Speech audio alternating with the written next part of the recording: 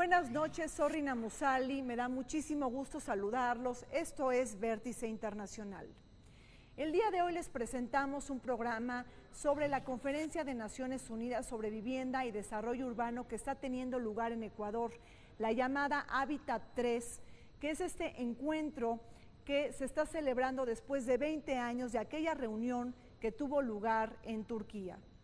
El día de hoy analizamos la construcción de una nueva agenda urbana, el posicionamiento de América Latina en Hábitat 3, así como ponemos el caso de la Ciudad de México como una de las megalópolis más complejas del planeta.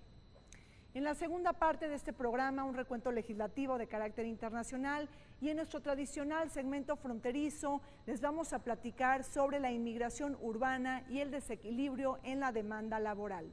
Acompáñenos.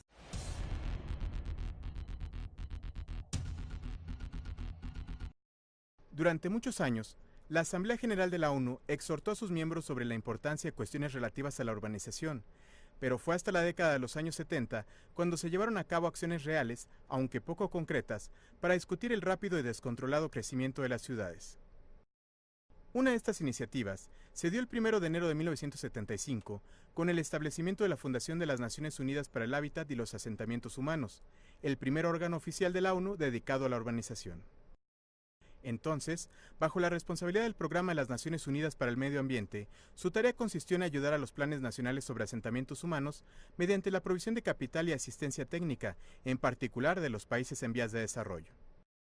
La primera conferencia internacional de la ONU en la que se reconoció plenamente el desafío de la urbanización tuvo lugar en 1976 en Vancouver, Canadá, la cual resultó en la creación, el 19 de diciembre de 1977, de la Comisión de las Naciones Unidas de Asentamientos Humanos, un órgano intergubernamental, y el Centro de las Naciones Unidas para los Asentamientos Humanos, comúnmente llamado Hábitat, que funcionó como la Secretaría Ejecutiva de la Comisión. En 1996, la ONU celebró una segunda conferencia sobre las ciudades, Hábitat 2, en Estambul, Turquía, para evaluar 2 décadas de progresos y para construir los nuevos objetivos del nuevo milenio. En los años siguientes, Hábitat experimentó una gran revitalización y usó su experiencia para convertirse el 1 de enero de 2002 en el Programa de las Naciones Unidas para los Asentamientos Humanos, ONU Hábitat, una agencia con sede en Nairobi, Kenia, que tiene el objetivo de promover ciudades y pueblos social y ecológicamente sostenibles. En octubre de 2016, Quito, Ecuador fue sede de Hábitat 3, la tercera de una serie de conferencias convocadas por las Naciones Unidas que comenzaron en 1976 y continuaron en 1996, teniendo esta ocasión como principal objetivo el fortalecimiento del compromiso político global en favor del desarrollo sostenible de pueblos, ciudades y otros asentamientos humanos, tanto rurales como urbanos. Las ciudades del siglo XXI se ven afectadas por la creciente urbanización, la crisis alimentaria, la inestabilidad económica y la vorágine del cambio climático. Pero ¿cómo nos estamos imaginando nuestras ciudades hacia el 2040? Justamente bajo esta inquietud se están llevando a cabo los trabajos de la Conferencia de Naciones Unidas sobre Vivienda y Desarrollo Urbano Sostenible que está teniendo lugar en Ecuador. La llamada Hábitat 3, que tiene que sentar los pilares del desarrollo urbano sostenible en las ciudades, es decir, satisfacer las necesidades de las generaciones presentes sin comprometer la capacidad de las futuras generaciones de satisfacer sus propias necesidades. Embajador, Ecuador ha sostenido una política exterior muy activa en los últimos años. En 2015 presidió los trabajos de la CELAC y a partir del segundo semestre de este año 2016 lidera los trabajos del G77 más China, además de ser anfitrión de UN Hábitat 3. ¿Cuál es la importancia de que Ecuador tenga este rol en la agenda regional e internacional? Hemos tenido importantes responsabilidades en los últimos meses y años. En lo personal, a mí me tocó presidir el año pasado CELAC como vicecanciller del Ecuador, antes de llegar a México como embajador, un proceso extremadamente importante, porque ahí los 600 millones de latinoamericanos resolvemos nuestros propios problemas sin injerencia de terceros países. CELAC es un proceso de concertación política que va muy bien y se va fortaleciendo con el tiempo. Y en efecto hemos asumido este reto histórico de presidir el G77, que es este grupo que representa a todos los países de América Latina, África y Asia en el marco de Naciones Unidas. Vamos a ser los voceros del sur frente al norte. Un reto enorme y una gran confianza que ha sido depositada en el Ecuador que apreciamos mucho. Y ahora se viene esta mega cumbre, que es la cumbre más grande que tiene Naciones Unidas, que es Hábitat 3. Es una cumbre que se lleva a cabo cada 20 años. La primera fue hace 40 años en Vancouver, la segunda en Turquía, en Estambul, hace 20 años, y ahora vamos a tener el gusto de recibir a miles de delegados y representantes de la academia, de los movimientos sociales. Se plantea una nueva agenda urbana, que es cambiar el paradigma de la forma en la que se han desarrollado las ciudades en las últimas décadas. Esta conferencia es sumamente relevante porque se da cada 20 años y en esta ocasión se van a discutir los temas de la ciudad y cómo la ciudad tiene todo el potencial para desarrollar económicamente las capacidades de los seres humanos y además promover la equidad, la igualdad social y generar igualdad de oportunidades para todos los habitantes. Entonces, en realidad es una agenda en donde se busca establecer los parámetros o los puntos principales para hacer frente a todas las problemáticas actuales en las urbes. Bueno, estamos en un momento, ¿por qué a cada 20 años la conferencia de Hábitat? Porque realmente es una conferencia que viene para marcar tendencia, para marcar lo que se considera que es la agenda que adquieren en común las ciudades para lograr avances significativos en retos comunes. ¿Por qué tiene mucho sentido hablar de ciudades? Hoy el mundo, con sus 7 billones de habitantes, está 50% urbano, pero sabemos que en el 2030, o sea, a la vuelta de la esquina, ya vamos a ser 70% urbanos. Principalmente en Asia viene una migración a las ciudades realmente extraordinaria. Y lo que está pasando es que esa convivencia en las ciudades es muy difícil por el reto que tenemos en infraestructura, por los retos de pobreza y de falta de equidad, que acaban siendo problemas tanto de proveer los servicios necesarios para esa gran masa de población. Vamos a construir en las ciudades lo que tenemos para construir en los siguientes 20, 30 años es más de lo que existe hoy de infraestructura en todas las ciudades que ya tenemos. La ciudad es un nodo central de conectividad. No podemos hablar de ciudades si no hablamos de gobernanza, medio ambiente, desarrollo, financiamiento, inclusión social y participación ciudadana. Justamente las ciudades vinculan todos estos elementos, pero ¿cómo hacerlas económicamente productivas, socialmente inclusivas y ambientalmente seguras? En la tercera conferencia convocada por las Naciones Unidas se busca poner en marcha una nueva agenda urbana que sea el reflejo del compromiso político global a favor de las ciudades y los asentamientos humanos, urbanos y rurales. Después de Vancouver y Estambul, Ecuador será testigo de una agenda mundial de nuevos compromisos y obligaciones en torno a la urbanización para las próximas 2 décadas. En la actualidad viven en el planeta 7.000 millones de personas. La mitad vive en ciudades, 3.500 millones de personas. Pero en 20, 25 años vamos a ser 10.000 millones de personas. Y el 70% va a vivir en ciudades. Es decir, en unos 20, 25 años, 7.000 millones de personas, la población mundial actual va a vivir en ciudades. Y entonces el gran reto que nosotros tenemos como humanidad es ver qué hacemos en las ciudades, cuál es la nueva agenda urbana. Temas como la movilidad en la ciudad, como decías tú, la resiliencia de la ciudad, cómo abatir los riesgos, la seguridad, cómo hacer de la ciudad un espacio de inclusión, con espacios públicos, con vivienda de calidad, cómo fomentar la densidad. Se hace mucho énfasis en la ciudad compacta, que ya no crezcamos de forma dispersa, sino la capacidad de la ciudad para también generar una ciudad sustentable, sostenible. Una de las cosas que estamos haciendo nosotros como World Resources Institute es sacando un reporte. Hemos logrado terminar 3 capítulos, uno de movilidad, uno de vivienda y uno de desarrollo urbano, en que, uno de eficiencia energética, en que el planteamiento fundamental es, si nosotros servimos a las poblaciones que hoy están mal servidas, estamos logrando un mejor desarrollo para todos. Que hay que tener un enfoque muy grande en cada uno de los casos al acceso a los servicios de calidad, principalmente mirando a los que hoy no tienen servicios. Y que ese enfoque en buscar que el más pobre tenga agua, que el más pobre tenga energía, en general da como resultado que toda la cadena superior de niveles socioeconómicos se va a nutrir de una mucho mejor manera. Ecuador será puesto de relieve con la celebración de Hábitat 3. Cabe recordar que la ciudad de Quito, por su riqueza natural, cultural, arquitectónica y geográfica, fue primer patrimonio cultural de la humanidad por la UNESCO en el año de 1978.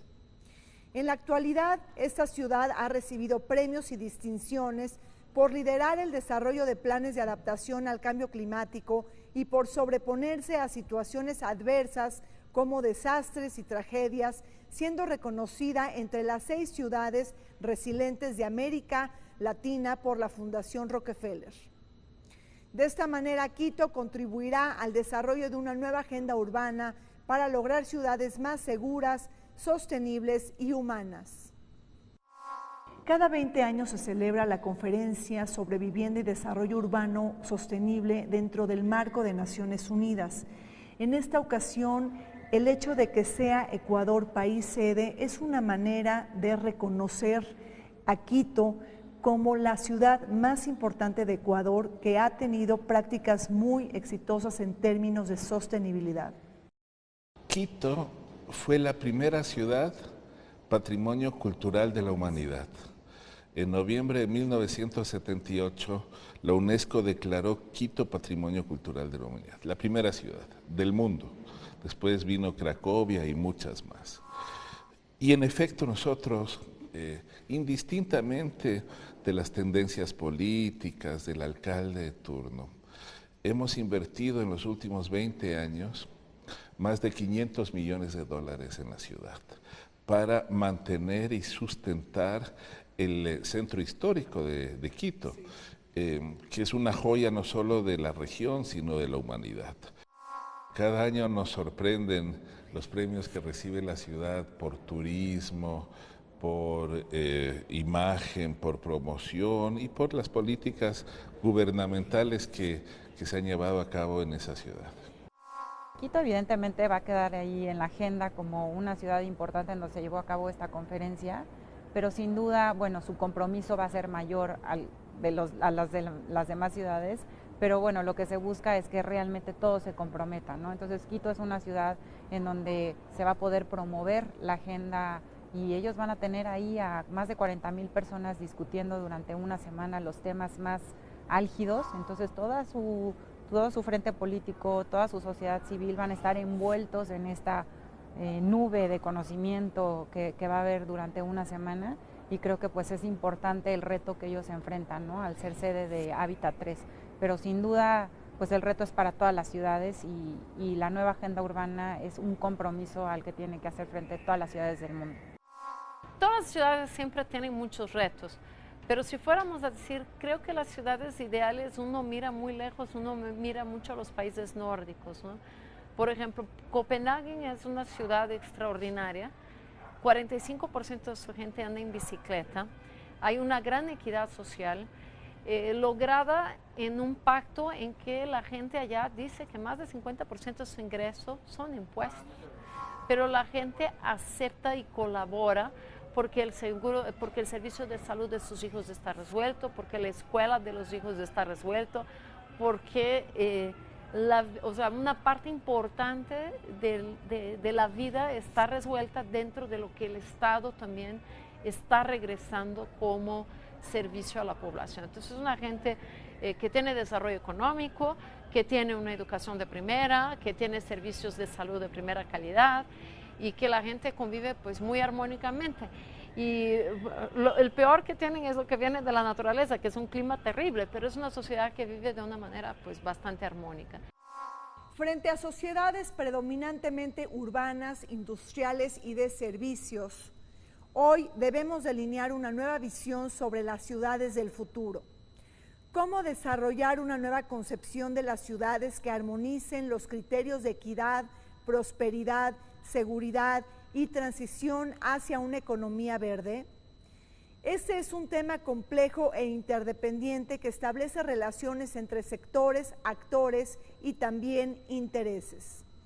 Se trata de un tema de ordenamiento territorial, planificación, seguridad vial, movilidad de personas, vivienda adecuada, legislación, al igual que el financiamiento. La nueva agenda urbana que deberá proponer un nuevo modelo de gobernanza de las ciudades en las que deben participar autoridades locales, habitantes y también el sector privado. El derecho a la ciudad, ¿no? Creo que todos tenemos, eso es algo que también se va a discutir en la nueva agenda urbana, el derecho a la ciudad, cómo el ciudadano pues tiene derecho a todos los servicios y los equipamientos y demás, pero desde un respeto, ¿no? Un respeto al prójimo, exacto, con un orden, sí, manifestaciones, pero con un orden que no obstruya la actividad o la vida cotidiana de los demás. Entonces todo tiene que ser pues bajo un régimen, ¿no? que únicamente se va a entender cuando empecemos a fomentar y empecemos a comunicar más al ciudadano cómo tiene que ser su comportamiento para ser ciudadano y para ser ciudad. El financiamiento a la ciudad, pues a veces no sabe de dónde sale el dinero, ¿no? Por ejemplo, los recursos de los municipios, pues hay municipios que no tienen recursos ni siquiera para la recolección de residuos sólidos, entonces tenemos que darles herramientas a los municipios para que sean autónomos en sus finanzas públicas. Y ese es un tema que también se va a discutir, qué tipo de instrumentos, de herramientas tienen para financiar el desarrollo de la ciudad, la administración de la ciudad. ¿Dónde están las agendas? Acceso a servicios es fundamental para equidad, ¿no? O sea, poder llevar tu hijo a la escuela y poder llevarlo seguro es muy importante, poder que tenga agua. Realmente hay una cadena de servicios que hay que estar proveyendo, hay que cuidar desarrollo urbano, pero mucho de lo que tenemos que hacer es mirar la agenda desde el punto de vista de desarrollo económico y un desarrollo económico que mire realmente alcanzar también la provisión para la gente más pobre. Pese a que la nueva agenda urbana no es un acuerdo vinculante entre sus países miembros, sí servirá para sentar un precedente sobre el nuevo modelo de ciudades en el futuro y de cara al año 2040. Y es que atrás de todo esto está la intención de mejorar la calidad de vida de los ciudadanos, mejorar el empleo, la vivienda, los servicios sanitarios y el esparcimiento. Además, no podemos olvidar que una buena gestión urbana es clave para reducir la pobreza. El mundo se está urbanizando a pasos agigantados y con ello está creciendo la tasa de desigualdad al interior de las ciudades. ¿Qué están haciendo los países de América Latina para apoyar a los grupos más vulnerables y que se encuentran en desventaja? Es el gran reto que tiene nuestra región. América Latina es la región más desigual del mundo, la más desigual. Yo he tenido la oportunidad, yo crecí en África, he sido embajador en China, he trabajado en Europa, estudié en Estados Unidos y la región más desigual del mundo es la nuestra. Y entonces, y esa desigualdad se refleja mucho en las ciudades. En el caso del Ecuador, le doy un ejemplo. Nosotros hace 10 años, el 10% más rico de la población ganaba 42 veces más que el 10% más pobre. Gracias a las políticas de la Revolución Ciudadana, lideradas por el presidente Rafael Correa, hemos reducido esa desigualdad a 20 veces. En vez de que el 10% gane 42 veces más, ahora ganan 22 veces más que el 10% más pobre. Sigue siendo una diferencia gigantesca, pero cuando hay voluntad política, cuando hay liderazgo, cuando hay políticas públicas efectivas, cuando existe la solidaridad por parte de la población, se logran reducir esas inequidades. Pues sin duda las ciudades, Edward Glaeser, un economista muy reconocido, dice que cuando una ciudad es próspera es cuando más informalidad tiene y donde llegan todos los, la pobreza se acerca a la ciudad. ¿Por qué? Porque es la forma en la que se mitiga a largo plazo, ¿no? Una ciudad que te presenta oportunidades de trabajo culturales, educativas, de salud, etcétera, pues va a ser una ciudad a la que se acerque la gente más vulnerable y con menos recursos para poder elevar su calidad de vida.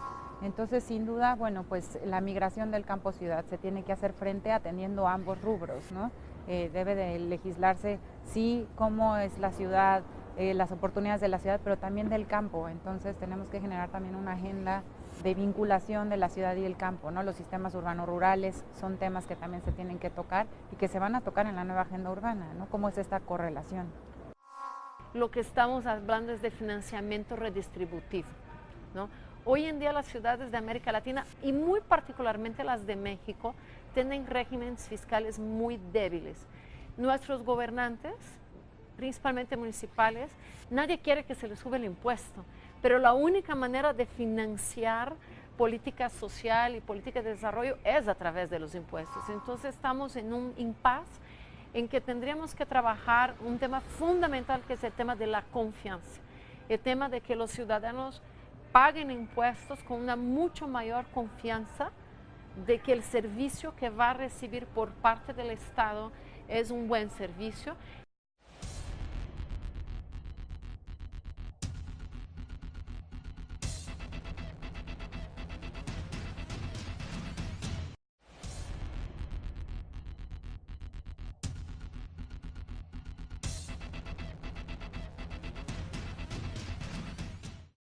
La Conferencia de Naciones Unidas sobre Vivienda y Desarrollo Urbano Sostenible, que tiene lugar en Ecuador, es el primer encuentro de gran calado después de la aprobación de la Agenda 2030 para el Desarrollo Sostenible y el acuerdo vinculante para combatir el cambio climático que se selló el año pasado en París. Precisamente la sincronización entre Hábitat 3, la Agenda 2030, así como la COP21 en París, se pueden palpar a través del objetivo 11 de esos objetivos del desarrollo sostenible que ha pactado la comunidad internacional. Este objetivo establece que las ciudades y los asentamientos humanos tienen que convertirse en ciudades inclusivas, seguras, sostenibles y también resilientes. Todo ello también abonará a contribuir a la calidad de vida de los ciudadanos dentro de sus ciudades. Dentro de todo el trabajo preparatorio que hemos tenido, hemos decidido obviamente incluir todos los avances que se han dado en Naciones Unidas. En primer lugar, los Objetivos de Desarrollo Sostenible. En segundo lugar, los acuerdos a los que llegamos en París el año pasado. Y todo lo que tiene que ver con un desarrollo sustentable, es decir, que respete el medio ambiente, que la gente realmente se empodere de sus ciudades, porque lo importante no solo es que los gobiernos, tanto nacionales como municipales, tengan eficiencia y buena gestión, sino que la propia ciudadanía se empodere. La COP nos pone un mandato muy fuerte. La Conferencia de Cambio Climático, los acuerdos climáticos de París nos colocan en un lugar en que hay una necesidad de un cambio energético muy fuerte, ¿no? En todo el mundo, en todos los sectores, pero las ciudades son los lugares donde ocurre una gran parte de ese uso de energía y por lo tanto son actores fundamentales. Uno de los temas en Quito bien importante es cómo las ciudades también pueden ser seres más participantes, no solo recibir lo que viene de los gobiernos y las políticas federales, sino realmente tener sus propios planes de acción climática y tener una contribución muy clara. Pero además, hacer eso dentro de un marco de los objetivos de desarrollo sostenible, que también se definieron el año pasado en diciembre, de entre los cuales se ha destacado mucho el tema de la eliminación de la pobreza y la eliminación del hambre. Sí, efectivamente la nueva agenda urbana va a estar completamente alineada a los objetivos de desarrollo sostenible. Se pretende que inclusive hay unos indicadores, que es el índice de prosperidad urbana, que se va a reorientar para alinearse a los objetivos de desarrollo, y lo que se pretende es que todo esté alineado, ¿no? Que la nueva agenda urbana ayude a cumplir las metas que se han establecido en los ODS, y a través de medición de indicadores como el índice de prosperidad urbana, como otros indicadores que se pueden ir generando sobre la marcha, lograr que nosotros podamos medir las ciudades, medir el uso de los recursos naturales y entonces empezar a fomentar políticas y estrategias para disminuir ese uso o abuso, ¿no?, de los recursos naturales.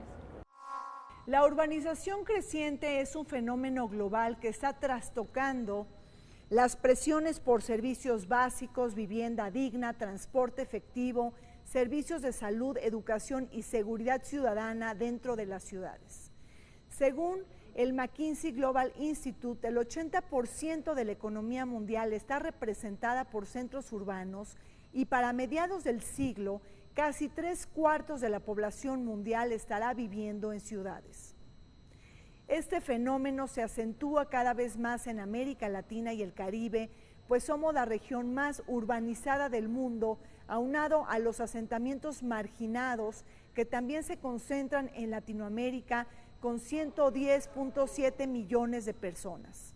Una de cada 5 familias que vive en barrios precarios y segregados, según el Programa de Naciones Unidas para el Desarrollo. El reto es gigantesco. En la actualidad, de los 3.500 millones de personas que viven en ciudades, más de 1.000 millones viven en pobreza. Entonces existe mucha inequidad, mucha indigencia en las ciudades, falta de planificación. El reto de proveer servicios básicos a toda la población es gigantesco en la actualidad y se va a doblar la demanda sobre los municipios y las ciudades del mundo en los próximos 20 y 25 años. Entonces, el gran debate que se va a dar en Quito con jefes de Estado, con ministros, es ver cómo armamos esa agenda, cómo podemos darles una buena calidad de vida a nuestros conciudadanos, cómo puede gobernarse realmente por el bien común y por el buen vivir. En América Latina se ha destacado bastante a Medellín como una ciudad que ha hecho cosas últimamente en su sistema de movilidad, en los grandes equipamientos, en buscar rescatar el tema de desarrollo urbano integrado y con mucha labor social hacia la integración de las comunidades locales. Han colocado escaleras eléctricas para llegar a sus cerros y que la gente que vive en lugares pobres también tenga acceso a los cables, pero nunca el proyecto solo de infraestructura, sino el proyecto de infraestructura con una gran labor social asociada. Otra ciudad que históricamente se ha tenido siempre se ha considerado muy buena es Curitiba, en Brasil. Curitiba tiene algunas cosas, todo el mundo sabe del sistema de transporte, de hecho, ese todavía tiene muchos retos, hoy en día hay mucha presión de automóviles, pero una cosa que la gente poco sabe es que toda la zona poniente de la ciudad es dedicada a áreas verdes. Tiene una secuencia de parques enorme y se está buscando hacer una franja lineal, de tal forma que es una de las únicas ciudades de Brasil en que la regulación hídrica es tan buena que llueve a cántaros y no se inunda, porque sigue manteniendo un sistema capaz de absorber una parte muy importante del agua de la lluvia que cae.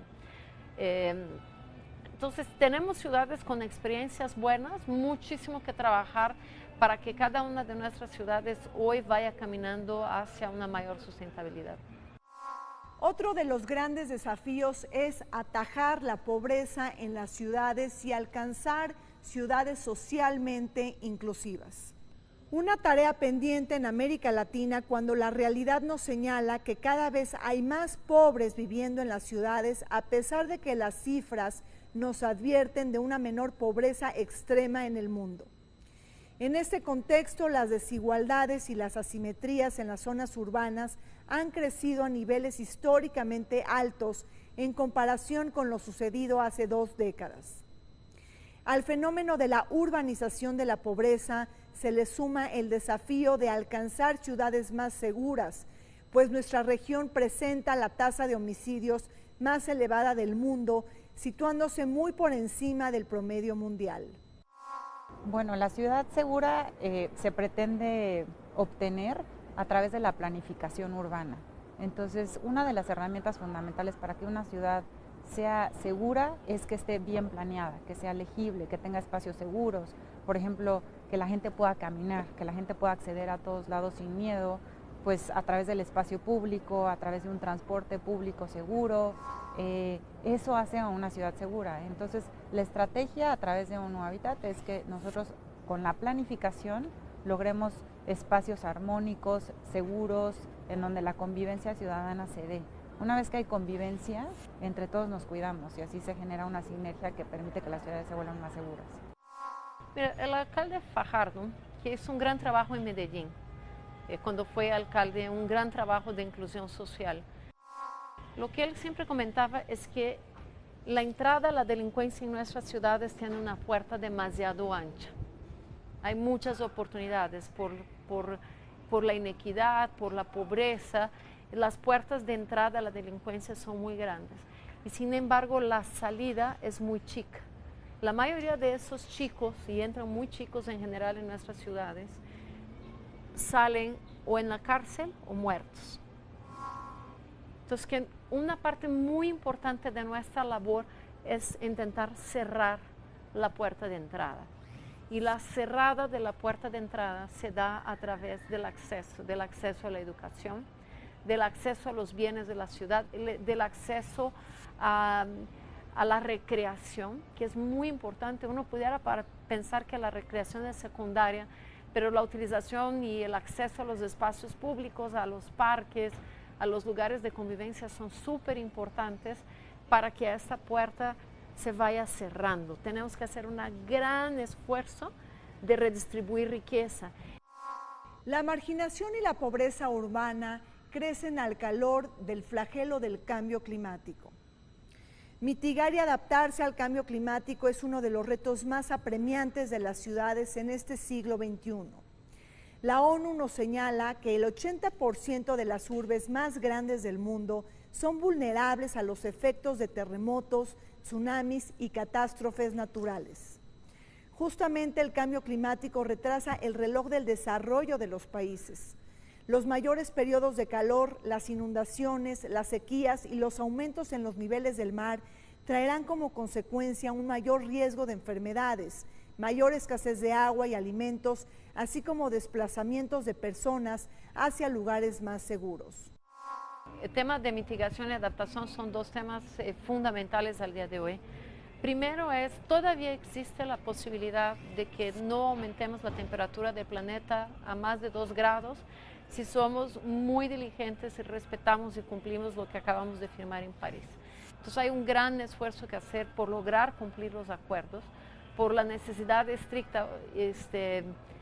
2 grados ya tienen muchas problemáticas. Si dejamos, la tendencia nos llevaría a 4 grados. Tenemos que cortar y tenemos que trabajar todos por la mitigación. Pero además hay una parte del fenómeno que ya está en camino y hay que adaptarse a ellas. En México, por ejemplo, todos los huracanes que pasan por el Pacífico pasan por México. Nosotros tenemos el impacto climático de una manera extraordinaria, muy fuerte en México. Vamos a tener más periodos, vamos a tener huracanes más fuertes, seguramente. Vamos a tener más inundaciones y vamos a tener más sequía.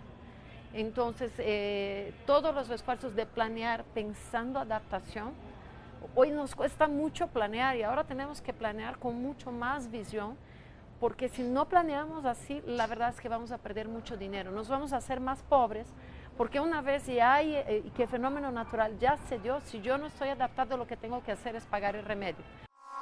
Bueno, existen varias herramientas, una de ellas, como lo mencionaba, es la densificación de la ciudad, promover que las ciudades ya no crezcan de forma horizontal, depredando el territorio, que a veces son zonas agrícolas, zonas de protección ambiental, sino generar ciudades compactas, en donde las densidades sean medias, que se fomente el uso de usos mixtos. Entonces, que el habitante no necesite el automóvil para ir de un lugar al otro, sino que camine más, que utilice la bicicleta, otros medios de transporte que no necesariamente son motores.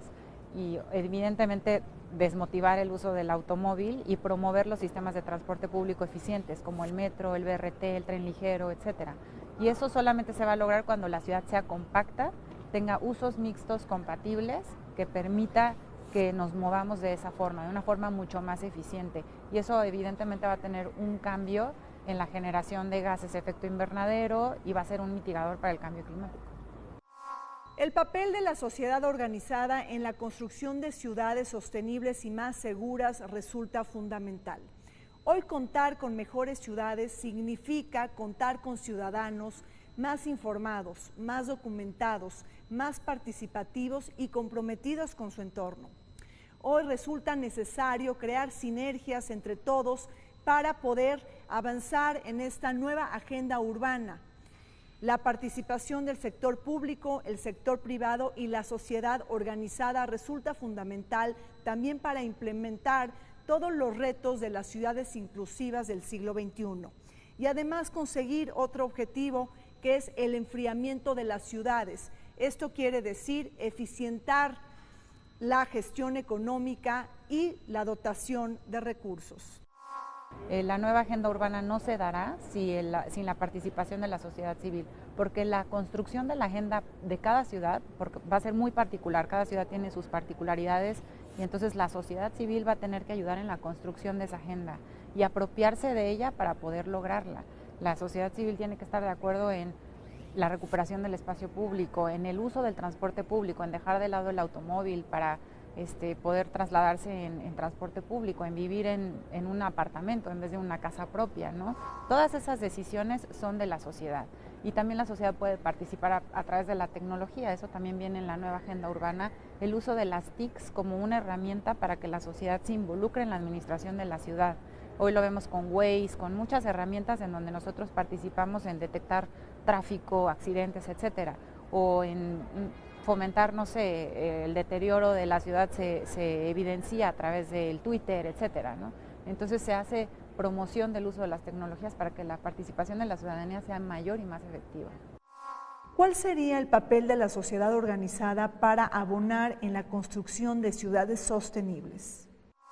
Por eso la cumbre no solo es de jefes de Estado y de gobierno, sino también van a haber muchos alcaldes, muchos representantes de la sociedad civil y de movimientos sociales y obviamente las reuniones no solo van a ser en Quito, sino también en las ciudades aledañas, porque la cantidad de gente que va a llegar es gigantesca y tenemos que ser muy generosos con ellos. Y ellos van a tener un rol muy importante con sus aportes. No solo los alcaldes, sino los propios movimientos sociales, sociedad civil, tienen que dar sus insumos para que de manera conjunta podamos elaborar una propuesta que sea ejecutable, coherente y que ayude a resolver este gigantesco reto que tenemos por delante. La zona conurbada de la Ciudad de México, que antes comprendía el Distrito Federal y el Estado de México y que ahora incluye los estados de Hidalgo, de Puebla y Tlaxcala, se ha convertido en la tercera conglomeración urbana más grande del mundo. En otras palabras, estamos hablando de una de las megalópolis más complejas del planeta, en donde todos los días se tienen que tomar difíciles decisiones para mejorar la calidad del aire, combatir el cambio climático, gestionar los recursos hídricos y restaurar el equilibrio ecológico. Bueno, México es complejísimo, ¿no? Tenemos 59 zonas metropolitanas en donde la mayor parte de la productividad del país se genera y con todas sus eficiencias o efectividades, pues tenemos ahí muchísimas brechas que cubrir. La nueva agenda urbana únicamente se dará con la participación de las autoridades de los 3 órdenes de gobierno, local, municipal, estatal y federal, y también con la participación ciudadana. Entonces la construcción de la nueva agenda, la construcción de la ciudad, se dará a partir de acuerdos en todas estas ramas. Algo interesante es que previo a Quito hubo una serie de reuniones regionales a nivel global, y ahí se establecieron ya algunos retos, algunos principios que se van a discutir. Hay un borrador agenda previo que está disponible en internet, en donde ya se establecieron todos los puntos que se deben de tocar y cómo se va a hacer frente a ellos, todos los compromisos que los gobiernos tienen que asumir y que la sociedad tiene que asumir a partir de la participación de esta nueva agenda. Debe haber una muy buena distribución de funciones, delegación hacia los barrios o delegaciones como tienen aquí en la ciudad. Tienen que estar muy coordinadas las posiciones del gobierno federal, del municipio y de los barrios o delegaciones. Si no existe una buena coordinación, si no existe un trabajo conjunto y un plan de acción que realmente redunde en beneficio de la población, va a ser muy difícil mejorar la situación y la calidad de vida de la gente. Y la pobreza va a aumentar y la desigualdad. Es un esfuerzo en el que tienen que participar todos, partidos políticos, sociedad civil, movimientos sociales, y debe dejarse a un lado la política. Tienen que trabajar de manera conjunta todos para cumplir con ese mandato que es el fundamental de todo gobierno y de todo político, que es actuar en base al bien común. En las últimas décadas, México se ha transformado de una sociedad rural a una sociedad urbana. En medio siglo, el número de metrópolis del país creció de 12 al 59 en 209 entidades del país, que concentran el 64% de la población y el 70% del PIB. Según el Instituto Mexicano para la Competitividad, el modelo de crecimiento urbano de las ciudades mexicanas es distante, disperso y desconectado, lo que genera una pérdida económica para el país de 200,000 millones de pesos anuales. Tan solo los habitantes de la Ciudad de México, un asentamiento con alrededor de 21 millones de personas, llegan a gastar el 50% del ingreso familiar en transporte. Hoy en día tenemos ciudades que producen mucho, no sé, estamos trabajando mucho ahora con Ciudad del Carmen, imagínate todo el petróleo que se genera, y sin embargo la ciudad en infraestructura, en desarrollo urbano es una ciudad pobre, ¿no? Tenemos que aprovechar nuestro potencial económico y de él realmente pensar en infraestructura, pensar en sistemas de explorar los potenciales económicos de las ciudades de una mucho mejor manera.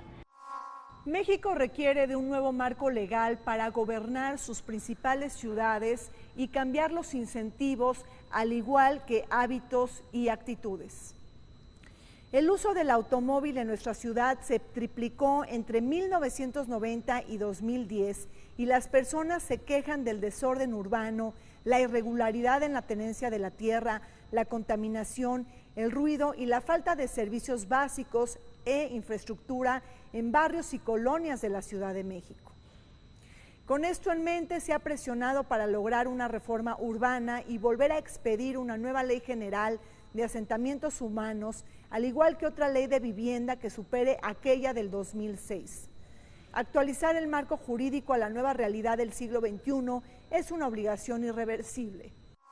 Se aprobó la nueva Ley General de Asentamientos Humanos, que era una ley obsoleta.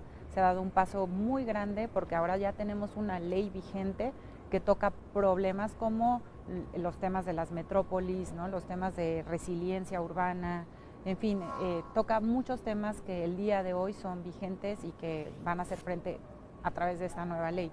Entonces ahora el reto es cómo tenemos herramientas para hacer que esta ley funcione, ¿no? ¿Qué tipo de herramientas vamos a utilizar para que realmente esta ley pues se ayude a promover el nuevo paradigma de las ciudades? Se está aprobando ahora en el Senado la Ley de Desarrollo Territorial,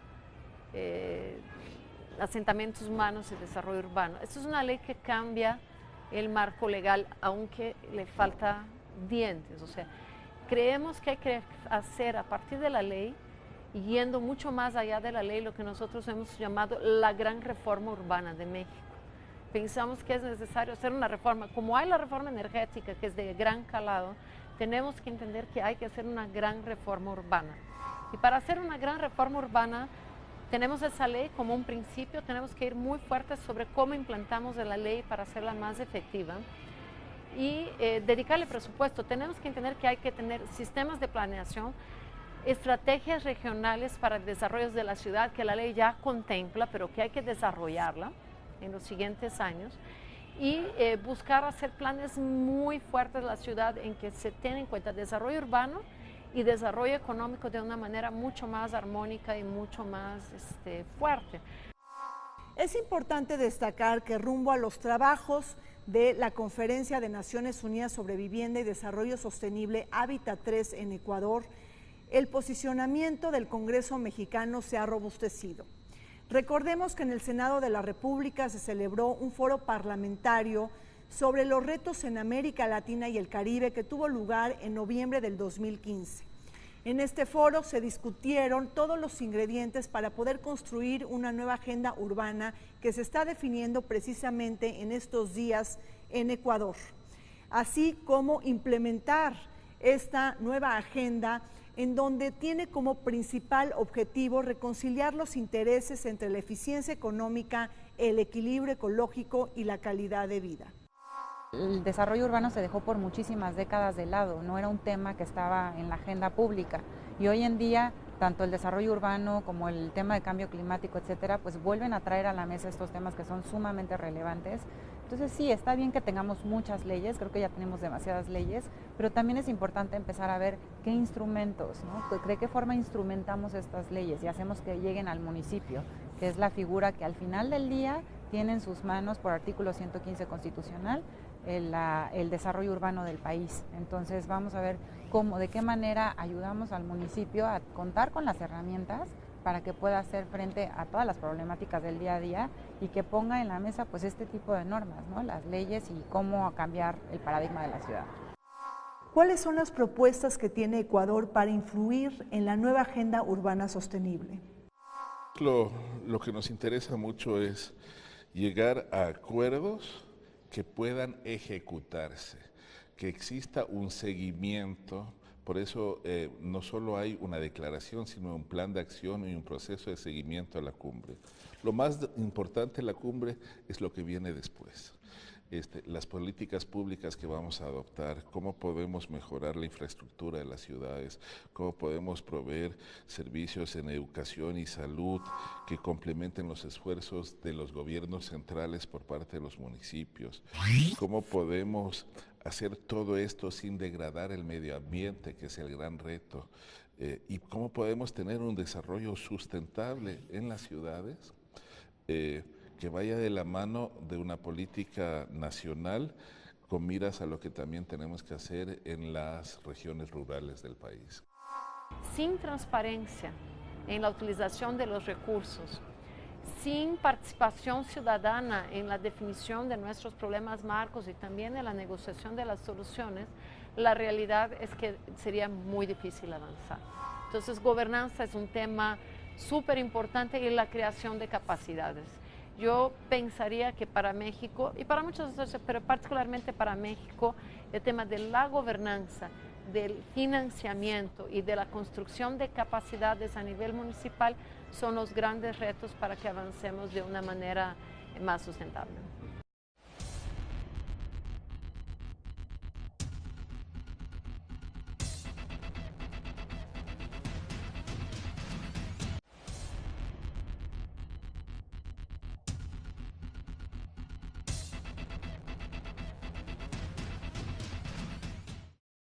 Vayamos ahora con el comentario de Federico Lamont sobre la inmigración hacia las ciudades y el desequilibrio de la demanda laboral.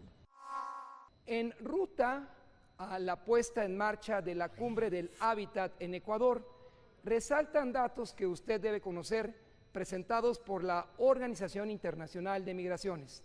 A la fecha en el planeta hay 250 millones que buscan encontrar mejores condiciones de vida en 20 grandes capitales del mundo o ciudades, entre ellas por región, en el noreste asiático, Seúl, Tokio, ahora incluido Beijing, y en el sureste asiático, particularmente Bangkok, a Bangkok donde arriban cada año millones procedentes de Myanmar o Birmania antes, y de la misma forma Indonesia y Malasia. Este es el sureste asiático, noreste asiático, pero en la Unión Europea los puntos de atracción para ese éxodo de migrantes, 250 millones, continúan siendo en este orden Berlín, Ámsterdam, Londres y París. En el caso de Londres, el exalcalde Boris Johnson advirtió que tan solo en el 2015 y 2016 ese flujo constante de inmigración significó un corte en los servicios de salud, de transporte y educación. Y posiblemente, señaló Johnson, una de las causales del Brexit.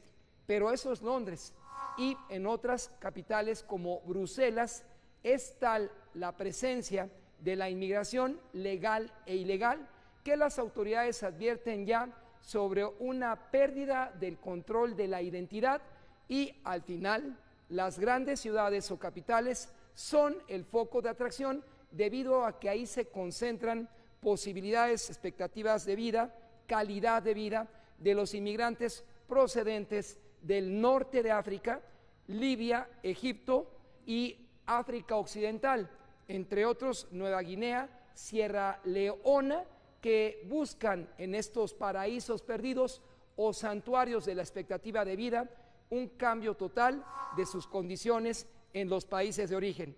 Y al final, la Organización Internacional de Migraciones sostiene que responsables de ese incesante flujo, éxodo, son los países de origen que no lograron presentar condiciones para una mejor distribución de la riqueza. En el caso de África Occidental, de nueva cuenta, Sierra Leona y Guinea.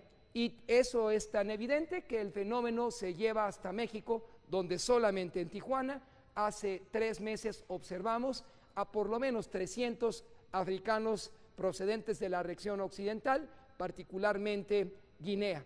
Esa es la aldea global de movilidad y falta de expectativas de vida.